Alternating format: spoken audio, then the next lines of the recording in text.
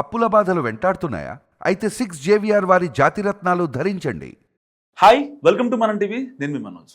H1B వీసాలపై Trump తీసుకున్న నిర్ణయం ప్రపంచవ్యాప్తంగా నిరసనలు వెల్లువెత్తాయి. సో ఇలాంటి నేపథ్యంలో అక్కడున్న బిజినెస్ ఎంటర్ప్రైజెస్ ఎవరైతే ఉన్నారో వాళ్ళంతా ఆ దేశపు ఛాంబర్ ఆఫ్ కామర్స్కి ఒక కంప్లైంట్ చేసిన పరిస్థితి. సో మరి ఇలాంటి నేపథ్యంలో సుప్రీంకోర్టులు వాదనలు కూడా జరుగుతాయి కాబట్టి సుప్రీంకోర్టు తీర్పు ఎలా ఉండబోతుంది, మరి ట్రంప్కి పాజిటివ్గా ఉంటుందా నెగిటివ్గా ఉంటుందా మాట్లాడదాం. మనతో పాటు ప్రముఖ పొలిటికల్ అనలిస్ట్ కట్ట కార్తిక్ గారు ఉన్నారు. నమస్కారం అండి. నమస్కారం. ట్రంప్ తీసుకున్న నిర్ణయంతో ఇప్పుడు సుప్రీంకోర్టులో వాదనలు జరగబోతున్నాయి. మరి ట్రంప్కి నెగిటివ్గా అక్కడ తీర్పు వచ్చే అవకాశం ఉందంటారా? చిన్న సవరణ ఏంటంటే మనోజ్, నువ్వు చెప్పిన దానికి ట్రంప్ తీసుకున్న నిర్ణయం వివాదం కావటం కాదు, వివాదం అయ్యే నిర్ణయాన్ని ట్రంప్ తీసుకున్నారు. ట్రంప్కున్న నేచర్ అది, వివాదాలను ఆయన గెలుక్కుంటాడు. కాకపోతే కోర్టుకు వెళతారన్న విషయం అందరూ అనుకున్నట్టే ట్రంప్కి కూడా తెలుసు. ముందు ఆ నిర్ణయం ఏదైతే వచ్చిందో ఆ రోజే అందరూ చెప్పింది ఏంటంటే ఖచ్చితంగా అక్కడ ఉన్న వాళ్ళు, అక్కడ ఉన్న కంపెనీలు, ప్రత్యేకించి భారతీయ ఐటీ కంపెనీలు ఏవైతే రిజిస్టర్ అయ్యి ఉన్నాయో వాళ్ళు ఖచ్చితంగా అక్కడ కోర్టును అప్రోచ్ అవుతారు, అక్కడ ఛాంబర్ ఆఫ్ కామర్స్ని అప్రోచ్ అవుతారు అని అనుకున్నారు. అనుకున్న విషయం ట్రంప్కి కూడా తెలుసు. ఈ నిర్ణయం తీసుకున్న తర్వాత కోర్టులో ఖచ్చితంగా కేసు పడిద్ది అన్న విషయం. నిజానికి ట్రంప్ తెలివి తక్కువడు కాదు. ఒక అమెరికా అధ్యక్షుడు డెసిషన్ అనేటువంటిది ఎలా జరిగిందంటే ఒక టీం వర్క్గా జరిగింది. ఆలోచన ట్రంప్దే కావచ్చు, ఆలోచన ఎలా ఇంప్లిమెంట్ చేస్తే నిలబడిద్ది అన్న దాని మీద పెద్ద వర్కౌట్ జరిగింది. వర్కౌట్ జరిగిన తర్వాత డెసిషన్ వదులుతారు. ట్రంప్ తీసుకున్న నిర్ణయంలో కూడా చాలా తెలివిగా చూడు, అక్కడున్న ఆల్రెడీ అక్కడ చదువుకున్న వాళ్ళకి ఈ రూల్ వర్తించదు, ఈ నిర్ణయం వర్తించదు. ఆల్రెడీ H1B వీసాలు ఉన్న వాళ్ళకి నిర్ణయం వర్తించదు. కొత్తగా బయట దేశం నుంచి H1B వీసాలకు అప్లై చేసుకునే వాళ్ళకి మాత్రమే $1,00,000 ఫీజు అనేది వర్తిస్తుంది. అంటే బయట దేశం నుంచి వస్తున్నారు అంటే యాక్చువల్గా ఏంటంటే H1B వీసాల మీద నిర్ణయం తీసుకునే అధికారం అమెరికా అధ్యక్షుడికి ఉండదు, అమెరికన్ కాంగ్రెస్కి ఉంటుంది.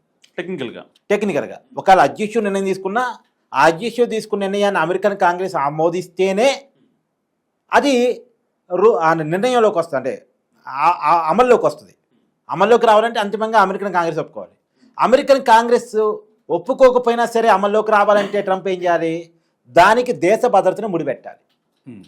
అంటే ట్రంప్కి దేశ భద్రత విషయంలో పూర్తి అధికారాలు ఉంటాయి. అంటే ట్రంప్ కావచ్చు, అమెరికా అధ్యక్షుడు హోదాలో ఎవరుంటే వాళ్ళకి జాతీయ భద్రతను ముడిపెడితే ఇంకా అక్కడ బోర్డర్స్లో ఎవరిని దేశంలోకి ఎలో చేయాలి, ఎవరిని ఎలో చేయొద్దు, ఎలో చేసే వాళ్ళకి ఎలాంటి రూల్స్ అండ్ కండిషన్స్ పెట్టాలి అనేది పూర్తి అధికారం అమెరికా అధ్యక్షుకుంటుంది. ఆ పదాన్ని ట్రంప్ ఉపయోగించుకున్నారు. ఇప్పుడు కొత్తగా H1B వీసా పొందేవాళ్ళు అమెరికా బోర్డర్లోకి అడుగు పెట్టబోయే వాళ్ళని అర్థం. అమెరికా బోర్డర్లోకి అడుగు పెట్టబోయే వాళ్ళు ఎలా ఉండాలి, వాళ్ళ మీద ఏం కండిషన్స్ ఉండాలి, అసలు వీళ్ళని ఎలా చేయాలా వద్దా అనే పూర్తి అధికారం అమెరికా అధ్యక్షుడికి ఉంది కదా. సో ఆ పొజిషన్ అడ్డు పెట్టుకుని నిర్ణయం తీసుకున్నాడు. ఇప్పుడు వీళ్ళ మీద $1,00,000 ఫీజు నిర్ణయించాడు.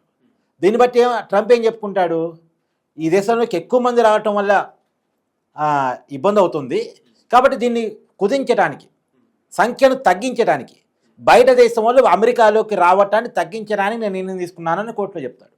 ఇది కొంత నిలబట్టడానికి అవకాశం ఉంది. ఇంకనే మొత్తంగా H1B వీసాల మీద నిర్ణయం తీసుకొని ఉంటే ఆ నిర్ణయం కనుక అక్కడ ఉన్న వాళ్ళకి కూడా అప్లై అయ్యి ఉంటే, అంటే అక్కడ ఆల్రెడీ చదువుకుంటున్న వాళ్ళు, అక్కడ ఆల్రెడీ H1B వీసాలు పొందిన వాళ్ళు, లేదు వేరే వీసాల మీద వచ్చి H1B వీసాలకి ట్రాన్స్ఫర్ పెట్టుకునే వాళ్ళు, వాళ్ళకు కూడా అప్లై అయ్యి ఉంటే ట్రంప్ నిర్ణయాన్ని కొట్టివేసేది. కానీ తెలివిగా ఏం చేశాడు, అక్కడ ఉన్న వాళ్ళకి ఇది అమలు కాదు, ఈ దేశంలో కొత్తగా H1B వీసాల మీద వద్దామనుకుంటున్న వాళ్ళకి మాత్రమే ఇది అప్లై అనేది ఏదైతే నిర్ణయం తీసుకున్నాడో అక్కడ ట్రంప్ నిలబడతాడు. కాబట్టి ఇది దేశ భద్రతకు ముడిపెట్టి తీసుకున్న నిర్ణయం కాబట్టి కోర్టుల్లో కూడా ట్రంప్కి అనుకూలంగానే వచ్చేటువంటి అవకాశం ఉంది. ఎందుకంటే గతంలో ఈ ముస్లిం కంట్రీస్ ఏవైతే ఉన్నాయో ట్రావెల్ బ్యాన్ విధించాడు ట్రంప్. అప్పుడు కూడా సుప్రీంకోర్టులో వాదన జరిగితే ట్రంపే గెలుస్తాడు. ఎందుకంటే బోర్డర్ మీద పూర్తి రైట్స్ అమెరికా చట్టాల ప్రకారం అమెరికన్ ప్రెసిడెంట్కి ఉంటుంది. ఇప్పుడు ట్రంప్ ఉద్దేశం ఏంటి అంటే పైకి ఏం చెప్తున్నప్పటికీ కూడా భారతీయ వ్యతిరేకత అతనికి కనపడుతూ ఉంది. ఎందుకంటే H1B వీసాల్లో పోయిన సంవత్సరం లాస్ట్ ఇయర్ 2024 ఇయర్లో 85,000 H1B వీసాలు జారీ చేస్తే అమెరికా ప్రభుత్వం కంపెనీలకి, ఆ కంపెనీలు దాదాపు 73% భారతీయుల్ని H1B వీసాల కింద రిక్రూట్ చేసుకున్నాయి. అంటే 73%, అంటే మిగతా శాతం చైనా వాళ్ళు ఎక్కువ ఉన్నారు, మిగతా దేశాలు ఉన్నాయి. 73% భారతీయులే ఉన్నారంటే ఈ ప్రభావం మన ట్రంప్ తీసుకున్న నిర్ణయం ప్రభావం భారతీయుల మీద ఎక్కువ ఉంటుంది అన్న విషయం ట్రంప్కి తెలుసు. ఈ మధ్యకాలంలో భారతదేశం మీద వరుసగా నిర్ణయాలు చూడు. అంటే ఫస్ట్ 20% సుంకాలు అన్నాడు, తర్వాత ఇంకొక 20% పెనాల్టీ అన్నాడు, మొత్తం 50% సుంకాలు అన్నాడు. ఏం చెప్తున్నాడు 50% సుంకాల కారణం? రష్యా చమురు కొంటున్నారు అందుకే నేను వేస్తున్నా అని చెప్తున్నాడు. మరి రష్యా చమురు భారతదేశం మాత్రమే కొంటుందా? చైనా కూడా కొంటుంది కదా. మరి చైనా మీద 30% సుంకాలు ఏంటి, భారతదేశం మీద 50% సుంకాలు ఏంటి? భారతదేశం కంటే ఎక్కువ ముడి చమురు రష్యా నుంచి కొనుగోలు చేస్తుంది చైనా. మరి చైనా మీదే 30% వేస్తున్నాడు, మన దేశం మీద మాత్రం 50% వేస్తున్నాడు. అంటే లోపల మనసులో ఒకటి ఉంది, పైకి కారణం ఇంకోటి చెప్తున్నాడు. నిజానికి రష్యాతో ట్రేడ్ కొనసాగించకూడదు అన్నది అమెరికా నినాదం అయ్యి ఉంటే, అమెరికా మరి ఎందుకు కొంటుంది యురేనియం ముడి పదార్థాలని? యురేనియం సంబంధించిన ముడి పదార్థాలని అమెరికా కొనుగోలు చేస్తుంది రష్యా నుంచి. ఈవెందో యూరోపియన్ యూనియన్ రష్యాతో ట్రేడ్ కొనసాగిస్తుంది. అదే యూరోపియన్ యూనియన్ రష్యాతో ట్రేడ్ కొనసాగించడం కరెక్టేనంట, అమెరికా కొనసాగించడం కరెక్టేనంట, కానీ భారతదేశం చమురు కొనటం మాత్రం తప్పంట. ఈవెందో చైనా కొనటం కూడా కరెక్టేనంట, కానీ భారతదేశం కొనకూడదట. ఏంది ఈ భారతదేశం మీద నీ పెత్తనం?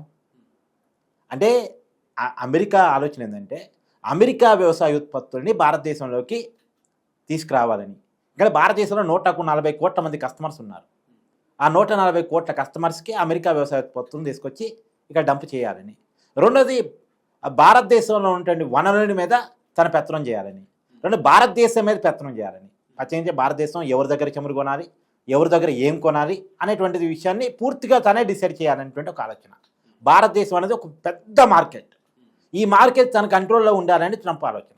కానీ దానికి భారతదేశం ఒప్పుకోవట్లేదు, మన ప్రధాని నరేంద్ర మోడీ గారు దానికి ఒప్పుకోవట్లేదు. ఒకవేళ అమెరికా వ్యవసాయ ఉత్పత్తులు కనుక భారత మార్కెట్లోకి వస్తే, మనది వ్యవసాయ ఆధారిత దేశం, మన దేశంలో దాదాపుగా రైతులు వ్యవసాయం 70% ఉంటాయి. కాబట్టి ఇదంతా దెబ్బతినిపోయింది. అంటే అక్కడ వ్యవసాయ ఉత్పత్తులకి అనేక సబ్సిడీలు ఉండటం వల్ల, అమెరికన్ డాలర్కి మన రూపాయికి చాలా వ్యత్యాసం ఉండటం వల్ల అవి చాలా చౌకగా దొరకబడతాయి. కానీ అవి చౌకగా దొరికినప్పుడు అక్కడ పాల ఉత్పత్తులు కావచ్చు, మిగతా అన్నీ కావచ్చు, అవి వచ్చి మన మార్కెట్ ఆక్యుపై చేస్తే మన ఉత్పత్తులు దెబ్బతింటే, మన ఉత్పత్తులకు డిమాండ్ తగ్గిపోతే అంతిమంగా ఎవరు నష్టపోతారు? మన దేశం నష్టపోయింది, మన దేశస్తులు నష్టపోతారు, మన రైతాంగం నష్టపోయింది, మన వ్యవసాయం నష్టపోయింది. కాబట్టి ఇది మోడీ గారికి నచ్చలేదు. అందుకే అమెరికా విషయాలు, అమెరికా పెడుతున్న డిమాండ్ మనం ఒప్పుకోవట్లేదు. ఇది మనసులో పెట్టుకొని ఇంకా పైగా ట్రంప్ నోబెల్ శాంతి బహుమతి పొందాలనుకుంటున్నాడు. అతని టార్గెట్ అది. ఇస్తారు అసలు. అందుకని ఏం చేస్తున్నాడు, ఈ దేశంలో జరుగుతున్నా జరగబోయే యుద్ధాలన్నీ నేనే ఆపుతున్నా అని చెప్పాలనుకుంటున్నాడు. ఇప్పుడు ఇరాన్ ఇజ్రాయెల్ యుద్ధాన్ని నేనే ఆపానంటాడు, భారత్ పాక్ యుద్ధాన్ని నేనే ఆపానంటాడు, రష్యా ఉక్రెయిన్ యుద్ధాన్ని నేనే ఆపుతున్నా అంటాడు. కానీ భారత్ పాక్ యుద్ధం విషయంలో భారతదేశం దాన్ని ఒప్పుకోవట్లే. ట్రంప్ చెప్పేది ఏంది, నేనే యుద్ధాన్ని ఆపానని. కానీ భారతదేశం ఏం చెప్తుంది, అసలు ట్రంప్కి సంబంధం లేదు, పాకిస్తాన్ మీద వచ్చి మోకాల మీద కూర్చుంటే వాళ్ళు బతిలాడితే మేము సీజ్ ఫైర్ ప్రకటించాం, అది తాత్కాలికంగా. మళ్ళా పాకిస్తాన్ కనుక తోక జాడిస్తే, ఉగ్రవాదులకు ఊతమిస్తే, భారతదేశంలో ఏదైనా ఉగ్రదాడులు జరిగితే మేము ఊరుకునేది ఉండదు అని భారతదేశం చెప్తా ఉంది. దీనికి ట్రంప్కి సంబంధం లేదని భారతదేశం చెప్తా ఉంది. అంటే భారతదేశం చెప్పిన మాట ట్రంప్కు నోబెల్ శాంతి బహుమతి అందుకోవడానికి అడ్డంకి వస్తుంది. కాబట్టి ఈ పాయింట్ కాడ భారతదేశం మీద కోపం పెంచుకున్నాడు. ఇది ఒక పాయింట్. తర్వాత భారత మార్కెట్ మీద అతనుకున్న కన్ను పాయింట్. పాకిస్తాన్ ఏమో లొంగిపోయింది, తన వనరులన్నీ ట్రంప్ చేతుల్లో పెట్టేసింది. ఎలా కావాలంటే అలా మమ్మల్ని వాడుకోండి సార్ అంటుంది పాకిస్తాన్ ట్రంప్ అని. కానీ భారతదేశం అలా వంగే దేశం కాదు, లొంగే దేశం కాదు, ఆ ట్రంప్ చెప్పినట్టు వినే దేశము కాదు. స్వతంత్రత ఉన్నటువంటి దేశం, సార్వభౌమాధికారం ఉన్న దేశం, ఆత్మాభిమానం ఉన్న దేశం. కాబట్టి అలా పైగా ట్రంప్ ఆంక్షలు పెద్దిన కొట్టి భారతదేశం ప్రత్యామ్నాయాలు చూసుకుంటుంది. ఇప్పుడు రష్యాతోటి, చైనాతోటి మన సంబంధాలు ఈ మధ్యకాలం బాగా మెరుగుపడ్డాయి. నిజానికి చైనాతో మనకున్నటువంటి రకరకాల విభేదాలను కూడా పక్కన పెట్టి స్నేహ సంబంధాలు పెంచుకున్నాం. ఎందుకు పెంచుకున్నాం? ట్రంప్ చూస్తున్నాడు కదా, ట్రంప్ ఇబ్బందులు పెడుతున్నాడు కదా, దానికి ప్రత్యామ్నాయ మార్కెట్ మనం చూసుకుందాం, ప్రత్యామ్నాయ స్నేహాలు మనం చూసుకుందాం అని చెప్పేసి మనకు ఆల్రెడీ పాత సంబంధాలు ఏవైతే ఉన్నాయో అటు కొంత మెరుగుపరుచుకుందాం అని చెప్పేసి మరింతగా సంబంధాలు పెంచుకుంటాం. ఒకవేళ కనుక రష్యా, చైనా, భారత్ కనుక కలిస్తే అమెరికాని కొట్టడం పెద్ద విషయం కాదు. ఎందుకంటే ఈ పెద్ద మార్కెట్, అవును, ప్రపంచంలోనే హ్యూజ్ మార్కెట్, ఎక్కువ జనాభా ప్రపంచంలో ఏ దేశాల్లో ఉంది? మొదటి స్థానంలో భారతదేశం, రెండో స్థానంలో చైనా. రెండోది అమెరికా తర్వాత పెద్ద ఆర్థిక వ్యవస్థ చైనా, నాలుగో ఆర్థిక వ్యవస్థ భారత్. నాలుగో ఆర్థిక వ్యవస్థ, రెండో ఆర్థిక వ్యవస్థ కలిసి ప్రపంచంలోని అత్యధిక జనాభాలో మొదటి దేశం, రెండో దేశం కలిస్తే ఇంకేమైనా ఉందా అసలు? కాబట్టి ఈ విషయం ట్రంప్కి అర్థమవుతా ఉంది. కానీ భారతదేశాన్ని లొంగ తీసుకోవాలని విశ్వ ప్రయత్నాలు చేస్తూ ఉన్నాడు. అందులో భాగంగానే వరుసగా భారతదేశాన్ని ఇబ్బంది పెట్టే ప్రయత్నం చేస్తూ ఉన్నాడు. నిన్న 50% సుంకాలు ఇందా చెప్పాను కదా, భారతదేశం డ్రగ్స్ దేశం అని ఒకసారి కామెంట్ చేస్తాడు. డ్రగ్స్ ఉత్పత్తికి కేరా పాటర్స్గా మారిపోయిందని చెప్పేసి. తర్వాత ఇంకోసారి ఇంక కామెంట్ చేస్తాడు, భారత్ది రష్యాది డెడ్ ఎకానమీ అని కామెంట్ చేస్తాడు. మరి డెడ్ ఎకానమీ అయినప్పుడు భారతదేశంతో నీకేంద్ర స్వామి? ఇంకొక విషయం ఏమంటాడు, అక్కడ చదువుకున్న పిల్లగాళ్ళకి వీసాలు ఇవ్వడంలో ఇబ్బంది పెడతారు. సోషల్ మీడియా అకౌంట్ కూడా చెక్ చేసి భారతదేశ స్టూడెంట్స్ అమెరికాలో చదువుకోవాలని ఎవరైతే అనుకుంటున్నారో వాళ్ళకి స్టూడెంట్ వీసాలు రాకుండా నిబంధనలు పెట్టేటువంటి ప్రయత్నం చేస్తాడు. ఇలా రకరకాలుగా అక్కడ ఆల్రెడీ చదువుకోవడానికి పోయిన వాళ్ళని బయట పని చేసుకోవడానికి లేకుండా చేస్తాడు. బయట పని చేసుకుంటే వీసాలు క్యాన్సిల్ చేస్తా అని చెప్తాడు. మొత్తంగా భారతదేశాన్ని అమెరికా రాకుండా అడ్డుకునేటువంటి ప్రయత్నం అయితే చేస్తున్నాడు. కానీ సరే, వాళ్ళ దేశం వాళ్ళ ఇష్టం. వాళ్ళ దేశంలో ఉద్యోగ అవకాశాల కోసం ట్రంప్ నిర్ణయాలు తీసుకుంటే కరెక్టే కావచ్చు కాక వాళ్ళ దేశం వాళ్ళకి.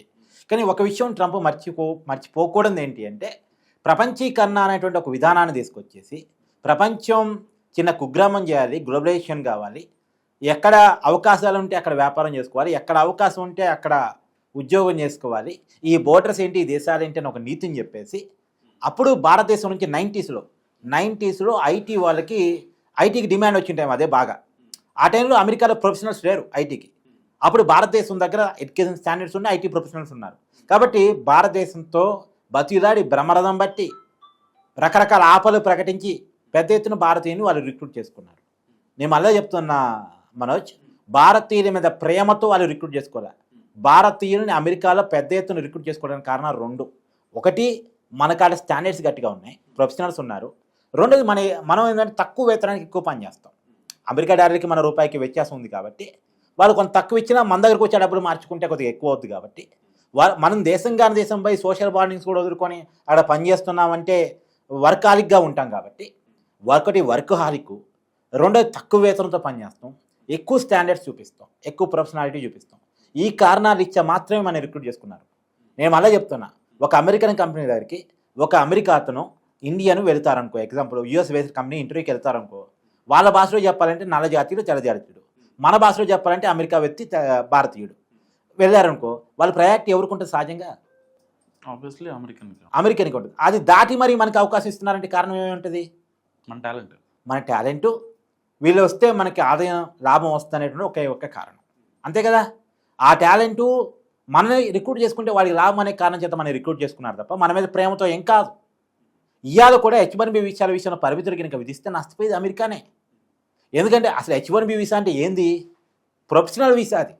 అది టెక్నికల్ నాలెడ్జ్ ఉన్న వాళ్ళు అమెరికాలో దొరకకపోతే బయట దేశం నుంచి తెచ్చుకోవాలని పెట్టినటువంటి వీసా ప్రోగ్రామే H1B వీసా. ఇప్పుడు H1B వీసాలో 75% భారతీయులకి ఎందుకు దొరుకుతున్నాయి? భారతదేశంలో ప్రొఫెషనల్స్ ఉన్నారు, టాలెంటెడ్ ఉన్నారు, తక్కువ వేతనంతో పనిచేస్తారు. ఈ కారణం చేత మాత్రమే ఇస్తున్నారు. ఇప్పుడు ఇక్కడ అమెరికా కంపెనీలకి పెద్ద బటన్ అయిపోయింది. ఎక్కువ వేతనం ఇవ్వాలి ఒకటి, తక్కువ నాలెడ్జ్ ఉన్న వాళ్ళు వస్తారు ఒకటి, తక్కువ నైపుణ్యం ఉన్న వాళ్ళు వస్తారు ఒకటి.